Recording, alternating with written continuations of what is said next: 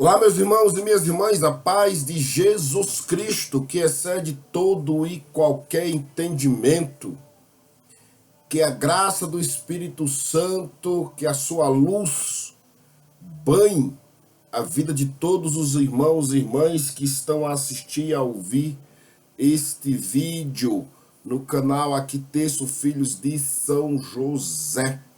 E aproveitando, você pode também estar acompanhando o Texto Filho de São José no Instagram, no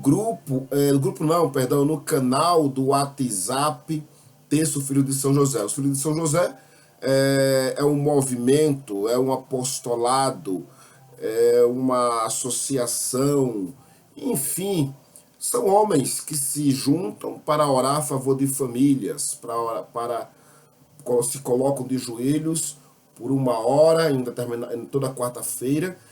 Oficialmente se iniciará em 12 de agosto próximo, se Jesus não voltar e se o Senhor assim nos permitir, mas nós já temos esse período de oração já. É um grupo de homens que também farão visitas nos lares, enfim. Então, você que é homem, estão convidados, mas você também que é mulher, pode vir, pode se juntar a nós, tá bom? Não há nenhum problema, tá? Todos somos filhos assim de São José, temos São José como nosso exemplo de homem, nosso pai espiritual, em nome de Jesus, para a glória e louvor de Jesus Cristo. É isso, tá certo? E vamos em frente. Estamos nesta série, como vocês já sabem, não é? É o privilégio de sermos cristãos em um mundo que se esquece de Deus. A parte 5 temos como subtítulo ou subtema, né? O propósito de Deus para uma geração que se afastou dele. E no bloco 4 vamos falar sobre o legado que deixamos para as gerações. Toda vida deixa marcas.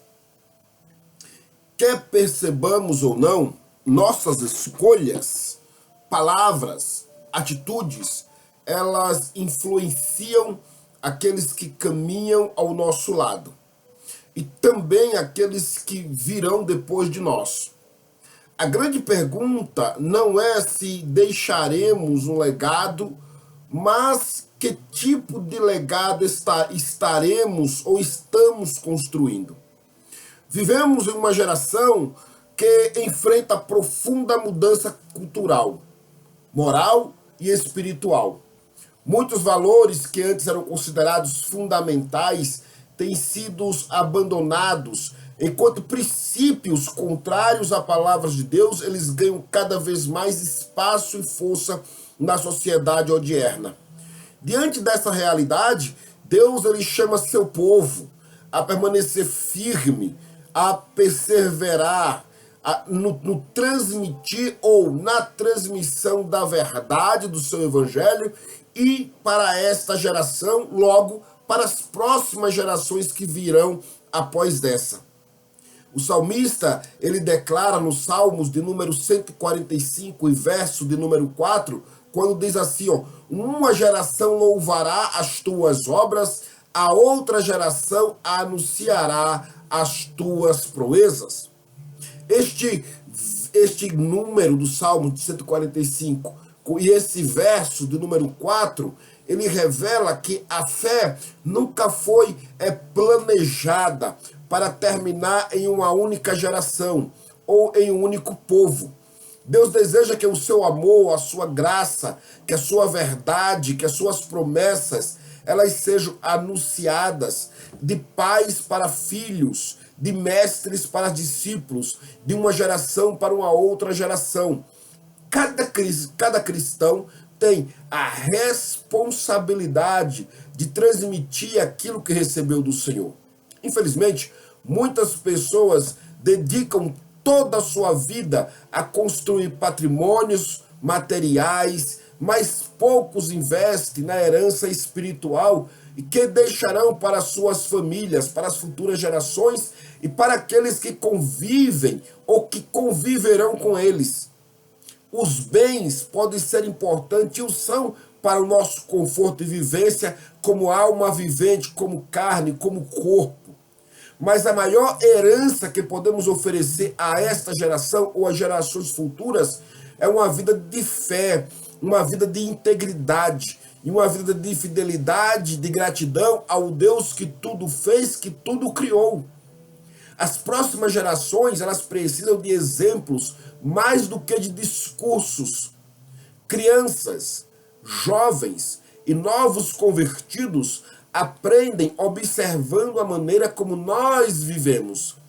Eles percebem nossa coerência, nossa dedicação ao Senhor, nosso amor ao próximo e a nossa perseverança diante das dificuldades.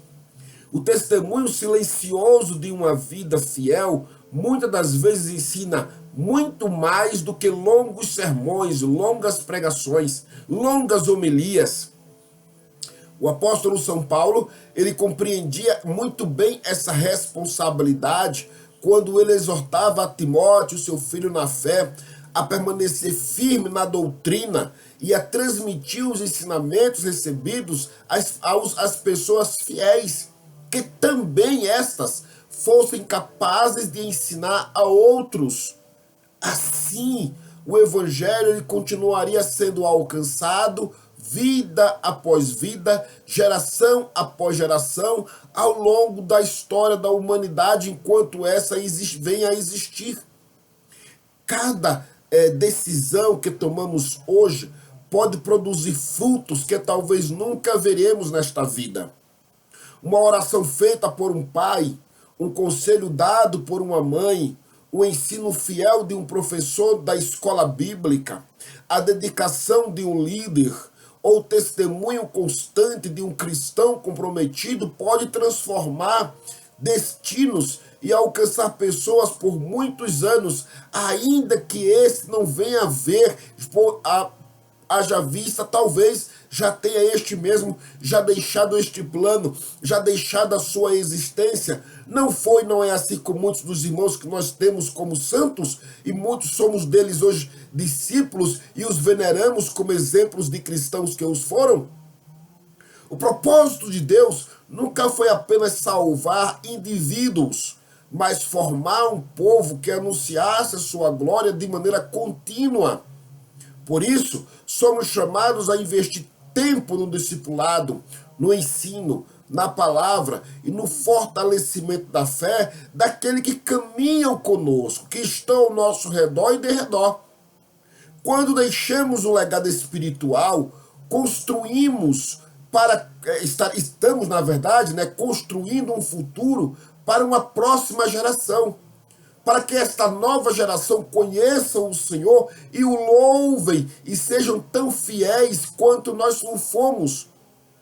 Que estas permaneçam firmes na verdade e que elas se autoconstituem pela ação do Espírito Santo, proclamadores, declaradores, atalaias, mensageiros e embaixadores do Evangelho do Cristo, que aguardamos o seu retorno. Que nossa maior preocupação não seja apenas o que nós conquistaremos nesta terra para o nosso conforto e bem-estar, mas aquilo que permanece depois da nossa partida, depois de nossa morte.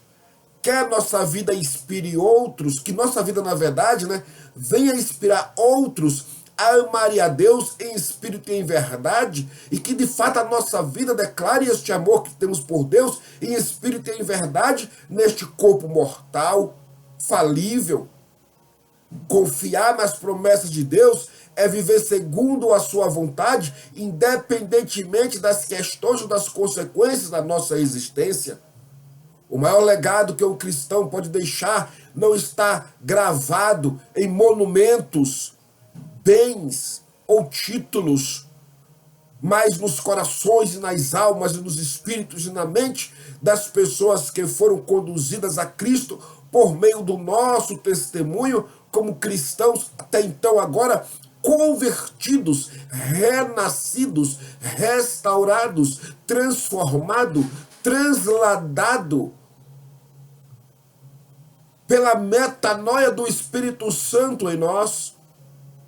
Meus irmãos, que sejamos lembrados não apenas pelo que fizemos, mas por termos vivido de tal maneira que outras pessoas, ao olhar para nós, decidiram também seguir a Jesus Cristo. Não é assim para aqueles que têm os santos irmãos que já dormem no Senhor, que já tombaram o seu corpo como exemplo?